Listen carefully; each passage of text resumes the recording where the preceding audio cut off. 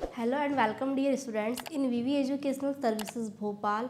आज हम देखेंगे एमबीए थर्ड सेम का जो हमारा स्पेशलाइजेशन था बैंकिंग फाइनेंस और उसका सब्जेक्ट है financial planning and wealth management. ठीक है, उसके यूनिट फर्स्ट का फर्स्ट टॉपिक है overview of financial planning. Last class में हमने देखा था कि जो रिव्यू क्लास देखा था मतलब financial planning and wealth management. ठीक है, वो क्या है, उसकी मीनिंग क्या है और उसके यूनिट्स में कौन कौन से टॉपिक है, ये सारी चीज़ें क्लियर की थी। इस टॉपिक में हम स्टार्ट करेंगे यूनिट फर्स्ट का first topic overview of financial planning.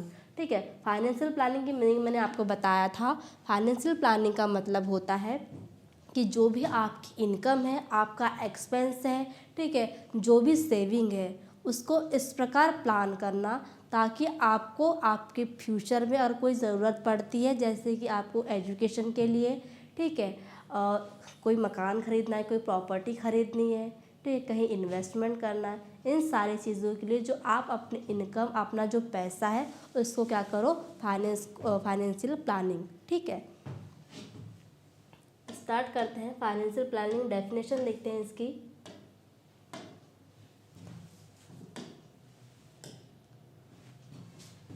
इसमें फर्स्ट हम देखेंगे definition of financial planning, second देखेंगे objective of financial planning, third देखेंगे स्टेप इन फाइनेंशियल प्लानिंग और फोर्थ टॉपिक्स में हम देखेंगे लिमिटेशन ऑफ फाइनेंशियल प्लानिंग। ठीक है, तो फर्स्ट क्या है, डेफिनेशन ऑफ फाइनेंशियल प्लानिंग। तो स्टार्ट करते हैं, डेफिनेशन देखते हैं इसकी फाइनेंशियल प्लानिंग की।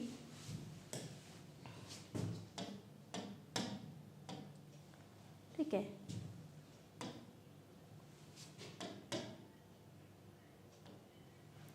financial planning is the process of deciding in advance how much money is needed, when it is needed, how it is will be oriented the and used to achieve future goals।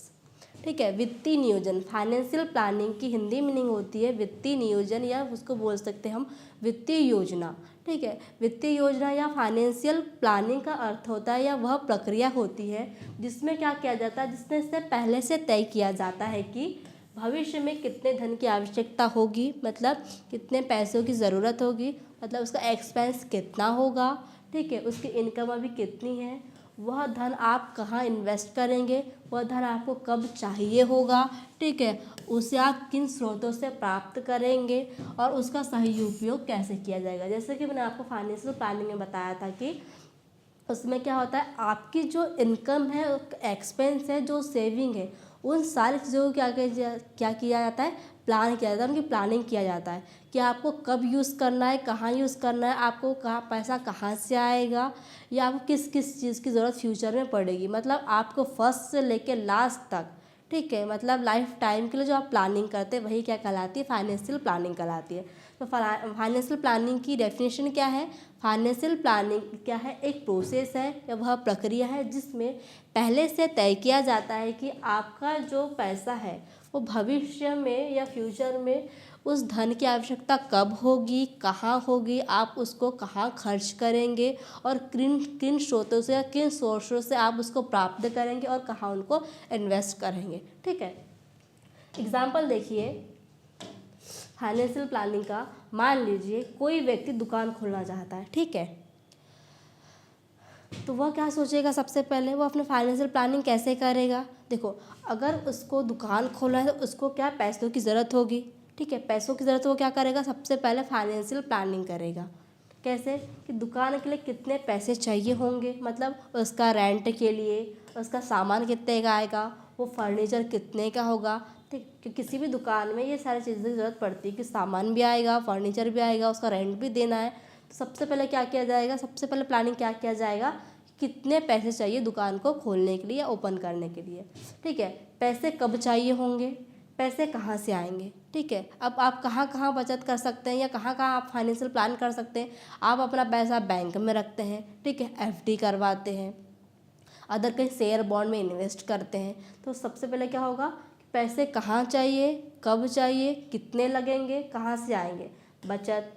ठीक है, आपकी saving जो है वहाँ से आ सकते हैं, आपने जो आप बैंक लोन ले सकते हैं। ठीक है। आप किसी फ्रेंड से पैसे मांग सकते हैं, उधार ले सकते हैं। ये क्या होते हैं, सोर्सेस होते हैं किसी भी फाइनेंशियल प्लान को तैयार करने के लिए। ठीक है। खर्च को कैसे और कहाँ इस्तेमाल करना है, मतलब जो पैसा आपको लग रहा है आप उसको कहाँ कहाँ पर खर्च करेंगे, मतलब आपका रेंट कितना होगा, आप सामान कितने पैसों से लाएंगे, आप फर्नीचर कितने पैसों का खरीदेंगे, इस चीज़ को क्या करा जाता है, प्लान किया जाता है। इसी तरह पूरी सोच समझकर जो योजना बनाने की प्रक्रिया होती है उसे ही क्या किया जाता है, फाइनेंशियल प्लानिंग किया जाता है। अब देखिए इसमें क्या हुआ, इसमें आपने लास्ट से लेकर फर्स्ट से लेकर लास्ट तक सोचा। ठीक है। इसी में और एक टॉपिक आता है, जैसे सेकंड टॉपिक था हमारा पर्सनल फाइनेंशियल प्लानिंग। उसमें क्या होता है, इंडिविजुअल सिर्फ अपने लिए सोचा जाता है। और इसमें क्या होता है, इसमें अपनी लाइफ से रिलेटेड, फैमिली से रिलेटेड, ठीक है, किसी बिजनेस से रिलेटेड, आपको कोई चीज़ खरीदना है, फैमिली के लिए खरीदना है, आपको किसी बिजनेस में इन्वेस्ट करना है, ये सारी चीज़ों की प्लानिंग किस में होती है, फाइनेंशियल प्लानिंग में होती है।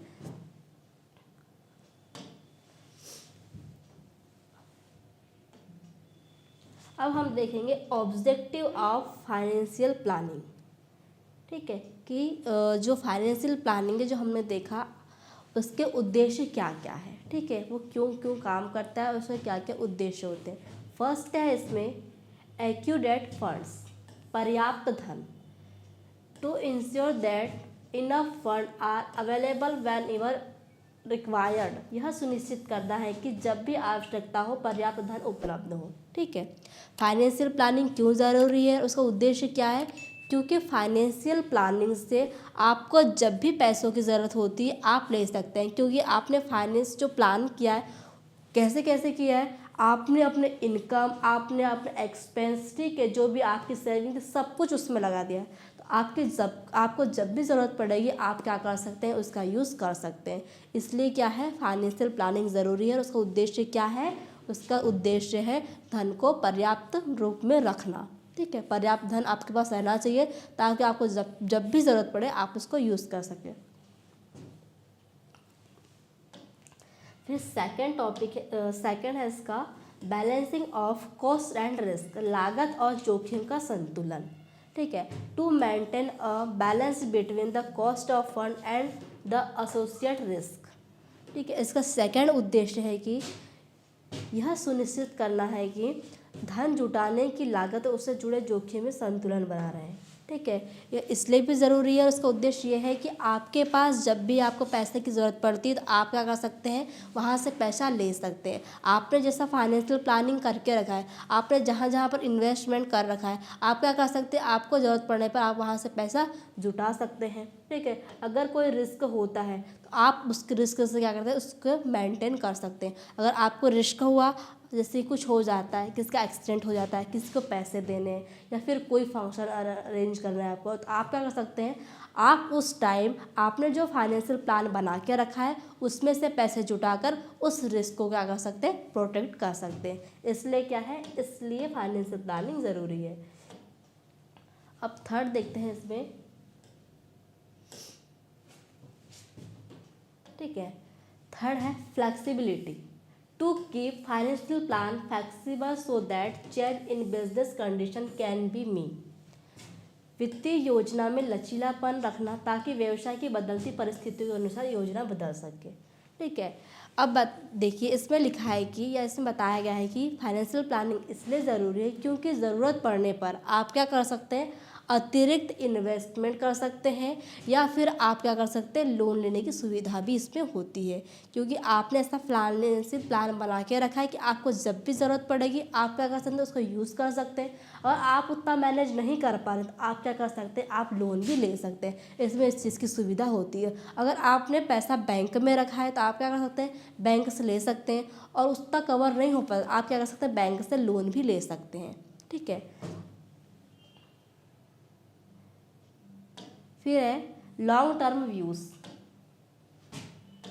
Long term views, to plan for the long term financial need of the business, व्यवसाय की लंबी अवधि की वित्तीय आवश्यकताओं की योजना बनाना। ठीक है, इसका उद्देश्य क्या है कि बिजनेस के जो लॉन्ग टर्म आपके गोल होते हैं उसको अचीव करने में क्या करता है, फाइनेंशियल प्लानिंग आपकी हेल्प करता है, क्योंकि आपने क्या किया, अपने बिजनेस को स्टार्ट किया, उसके लॉन्ग टर्म में आपने क्या किया, गोल्स बनाए कि आपको उसमें क्या अचीव करना है। आपको जब भी ज़रूरत पड़ेगी आप अपने फाइनेंशियल प्लानिंग से उसकी क्या कर सकते हैं, हेल्प कर सकते हैं। जैसे कि अगर आपका कोई बिजनेस है, आप क्या कर सकते हैं, आपने जो फाइनेंशियल प्लानिंग बना रखी है उसके हिसाब से आप अदर ब्रांच खोल सकते हैं, अदर कोई नया बिजनेस को स्टार्ट कर सकते हैं। फिर लास्ट इसमें ऑब्जेक्टिव है इसका लिक्विडिटी, ठीक है। Liquidity to ensure availability of fund in case और near case for the smooth operation. यह सुनिश्चित करना कि संचालन के लिए पर्याप्त नकदी या आसानी से नकदी परिवर्तन धन उपलब्ध हो। अब क्या है इसमें, लिक्विडिटी मतलब तरलता। आपके पास क्या होना चाहिए, ऐसा साधन होना चाहिए या आप ऐसा प्लानिंग करना चाहिए ताकि आपको जब भी कैश की ज़रूरत पड़े आप क्या कर सके, कैश ले सके, ठीक है। आपके पास क्या था, आपने कुछ पैसा रखा, उसने क्या किया, जैसे कि आपका अकाउंट में पैसा है, आप क्या कर सकते हैं, तुरंत एटीएम से पैसा निकाल सकते हैं, ठीक है, आप किसी को दे सकते हैं। ये क्या होता है, इस चीज़ से ये भी सहायता होती है कि अगर आपने इन्वेस्टमेंट या फाइनेंशियल प्लानिंग बैंक में कर रखी है, आप तुरंत जाके क्या कर सकते हैं, बैंक से पैसा निकाल सकते हैं।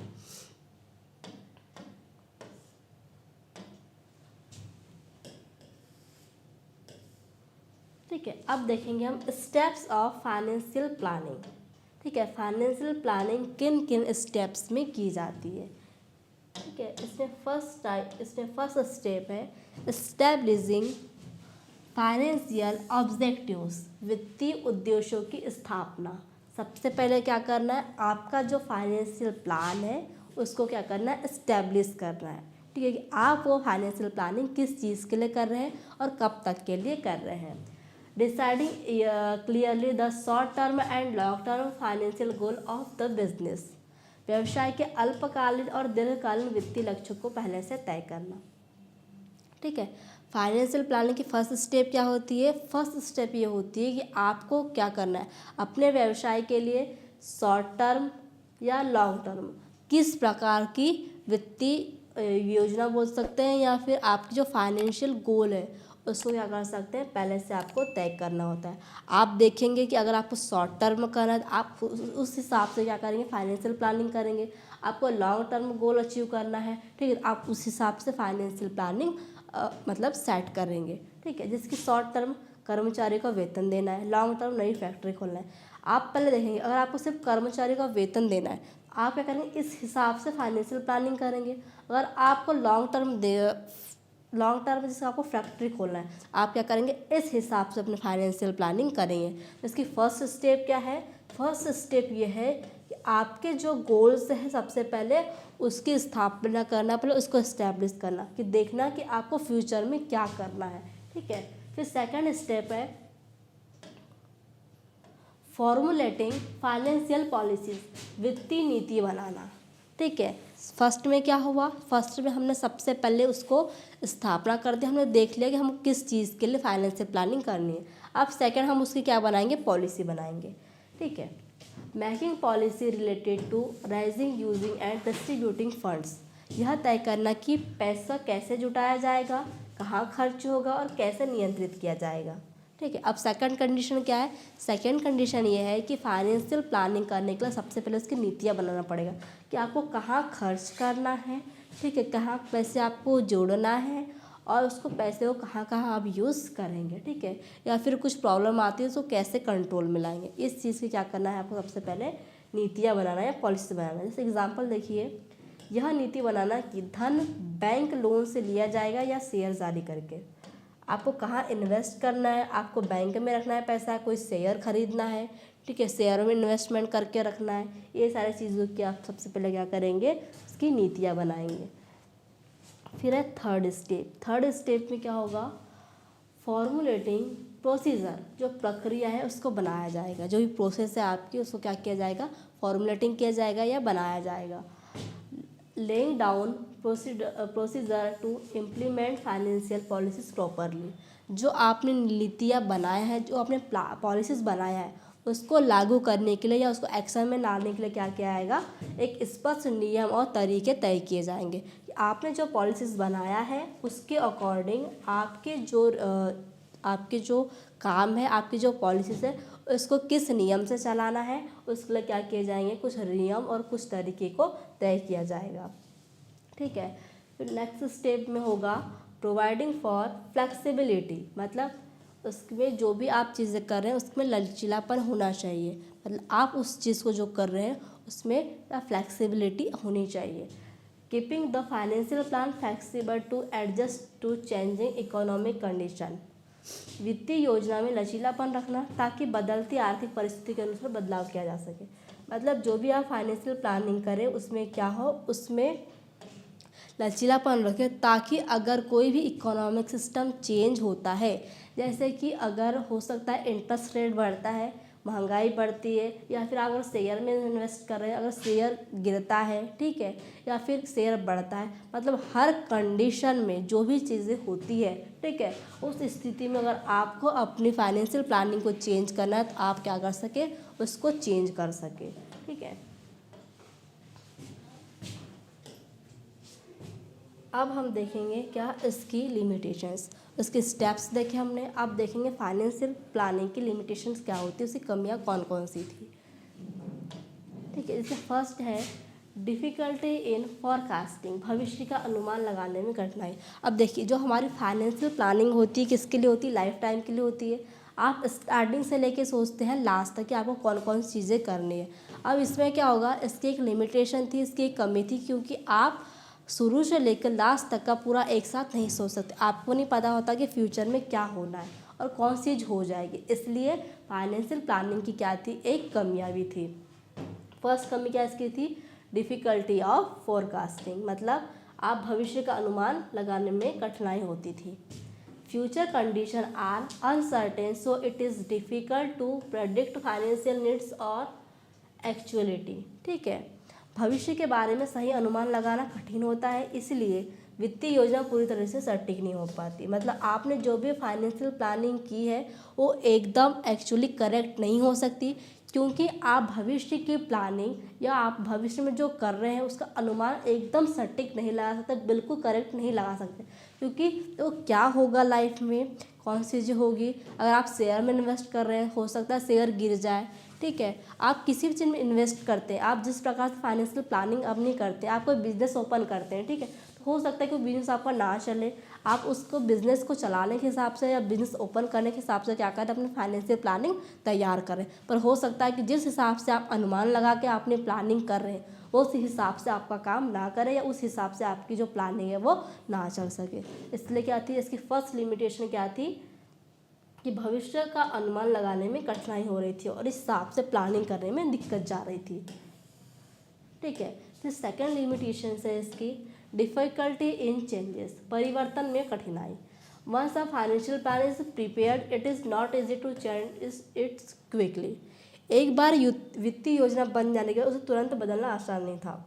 ठीक है, अब सेकंड लिमिटेशन ये थी कि आपने क्या किया, आपने अनुमान लगाया, जो चीज़ सोचा, जो चीज़ आप कर रहे हैं, आपने जैसे एजुकेशन के लिए क्या कर लिया, पैसा जमा करके रख दिया, आपने बिजनेस के लिए पैसा जमा करके रख दिया, आपने प्रॉपर्टी खरीदने के लिए पैसा जमा करके रख दिया, आपने सारी क्या कर दिया, प्लानिंग करके रख दिया।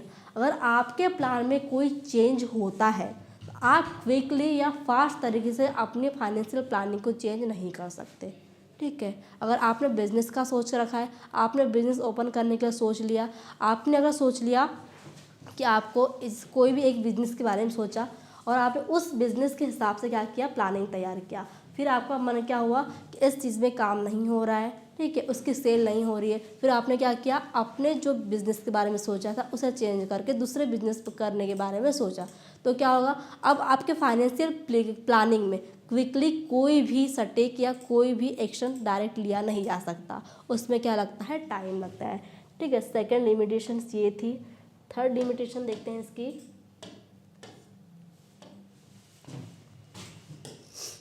प्रॉब्लम ऑफ कोऑर्डिनेशन, समन्वय की समस्या। Financial planning requires coordination among different departments which is difficult to achieve. विभिन्न विभागों के बीच तालमेल बनाना कठिन होता है। ठीक है, जैसे कि यहाँ बोला गया है कि किसी डिपार्टमेंट है और किसी ऑर्गेनाइजेशन की बात की जाए। ठीक है, अब देखो फाइनेंशियल प्लानिंग में ओनली घर की फैमिली की बात नहीं, यहाँ पर फैमिली हो सकती है, कोई इंडिविजुअल खुद पर्सन हो सकता है, पर्सन हो सकता है, या फिर कोई बिजनेस की बात हो सकती है, कोई कंपनी की बात हो सकती है, कोई संस्था हो सकती है, हर चीज़ इसमें ऐड है। ठीक है, यही बताया गया है कि किसी भी कंपनी में अगर मान लो 4 डिपार्टमेंट है तो 4 डिपार्टमेंट में, ठीक है, के बीच तालमेल बनाना कठिन है, और चारों डिपार्टमेंट की एक साथ फाइनेंशियल प्लानिंग बनाना क्या है, थोड़ा कठिन है। क्योंकि देखो हर एक डिपार्टमेंट का काम अलग अलग होता है। HR डिपार्टमेंट है उसका काम अलग होगा, मार्केटिंग डिपार्टमेंट है उसका काम अलग होगा, फाइनेंस डिपार्टमेंट उसका काम अलग होगा। तो सभी डिपार्टमेंट के लिए फाइनेंशियल प्लानिंग करना क्या है, थोड़ा कठिन था।